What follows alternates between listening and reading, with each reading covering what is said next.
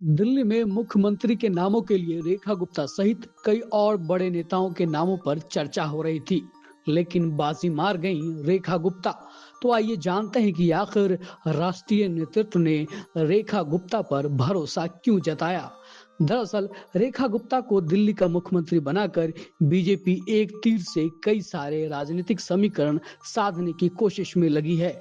दिल्ली समेत कई राज्यों में बीजेपी की जीत में महिलाओं की अहम भूमिका रही है। रेखा गुप्ता को मुख्यमंत्री बनाकर पार्टी ये संदेश पूरे देश में देना चाहती है कि वो महिला नेतृत्व को बढ़ावा दे रही है। साथ ही महिला सशक्तिकरण पर भी उनका संदेश साफ है। दरअसल मध्य प्रदेश, छत्तीसगढ़, हरियाणा सहित दूसरे राज्यों की तरह दिल्ली में भी बीजेपी की जीत में महिलाओं ने अहम भूमिका निभाई है।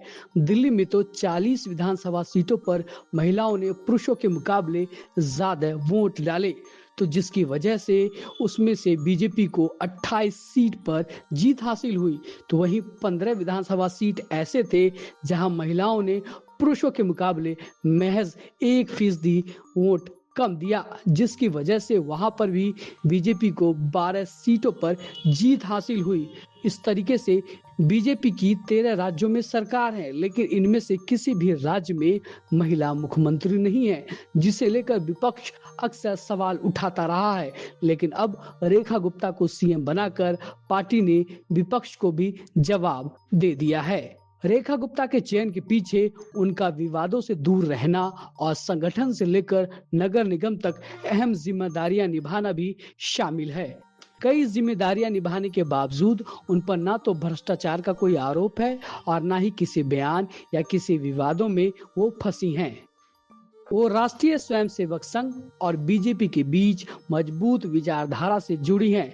एबीपी से वो अपने राजनीतिक करियर की शुरुआत करने वाली दिल्ली विश्वविद्यालय छात्र संघ की सचिव और अध्यक्ष रही हैं। वह दिल्ली प्रदेश भाजपा युवा मोर्चा की सचिव, प्रदेश भाजपा की महासचिव और नगर निगम में 3 बार पार्षद रही हैं।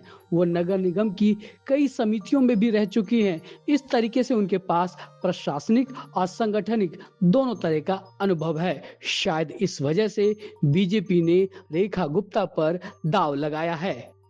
Bureau report, mic India, Delhi.